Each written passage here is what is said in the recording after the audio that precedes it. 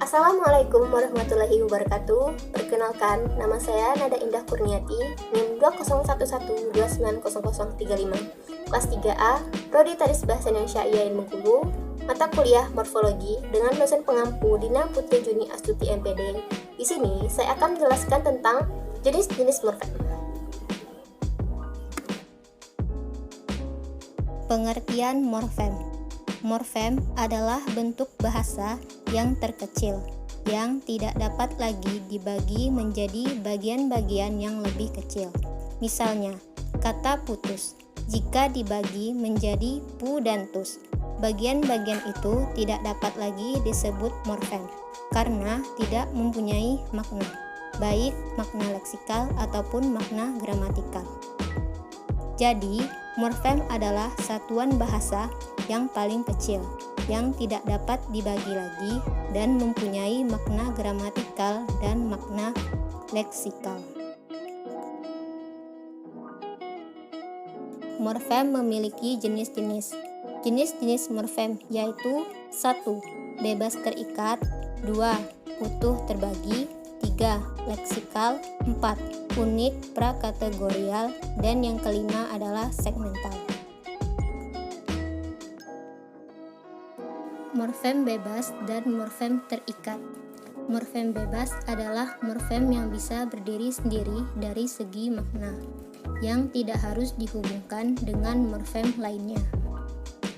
Morfem bebas adalah morfem yang tanpa kehadiran morfem lain dapat muncul dalam pertuturan. Sedangkan yang dimaksud dengan morfem terikat adalah morfem yang tanpa digabungkan dulu dengan morfem lain tidak dapat muncul dalam pertuturan. Contoh morfem bebas. Kursi ini dari kayu mahoni.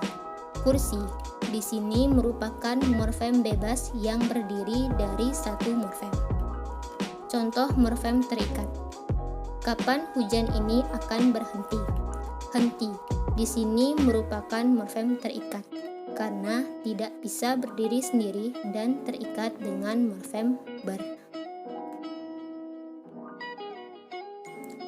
Morfem utuh dan terbagi. Morfem utuh adalah morfem dasar, merupakan kesatuan utuh. Morfem terbagi adalah sebuah morfem yang terdiri dari dua bagian terpisah. Catatan perlu diperhatikan dalam morfem terbagi. Pertama, semua afiks disebut konfiks, termasuk morfem terbagi.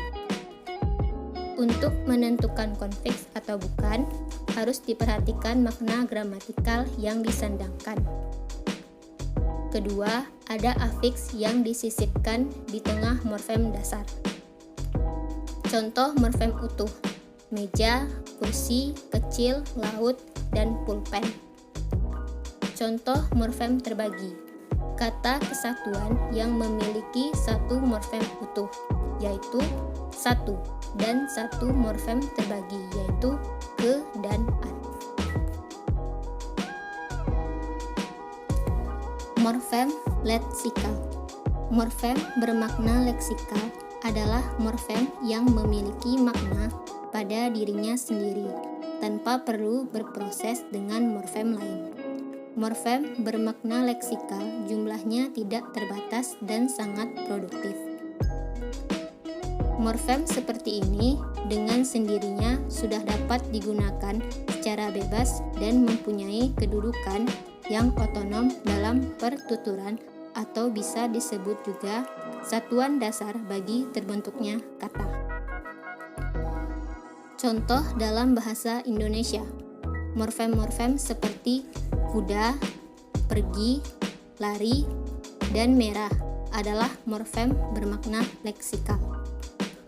Morfem yang bermakna leksikal itu merupakan leksem, yakni bahan dasar yang setelah mengalami pengolahan gramatikal menjadi kata ke dalam subsistem gramatikal. Contoh morfem: sekolah, yang berarti tempat belajar. Morfem unik prakategorial. Morfem unik yang hanya mampu berkombinasi dengan satu satuan tertentu. Misalnya, contoh morfem gulita, petas, dan siur pada kombinasi gelap gulita, beras petas, dan simpang siur. Bentuk lazim tersebut disebut prakategorial. Kedua, bentuk seperti baca, tulis, dan tendang juga termasuk prakategorial karena bentuk tersebut merupakan pangkal kata sehingga baru muncul dalam pertuturan sesudah mengalami proses morfologi. Dan yang terakhir adalah morfem segmental. Morfem segmental adalah morfem yang berwujud bunyi dan dibentuk oleh fonem-fonem segmental seperti morfem lihat, lah, sikat, dan ber. Jadi, semua morfem yang berwujud bunyi adalah morfem segmental.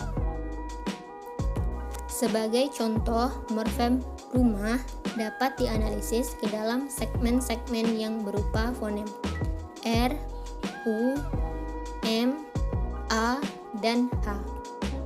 Fonem-fonem itu tergolong ke dalam fonem segmental. Oleh karena itu, morfem rumah tergolong ke dalam jenis morfem segmental.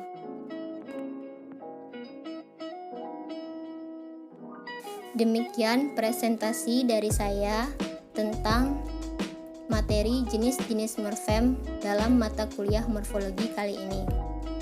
Semoga ilmunya dapat bermanfaat bagi kita semua. Mohon maaf apabila saya ada salah kata. Saya akhiri. Assalamualaikum warahmatullahi wabarakatuh. Terima kasih.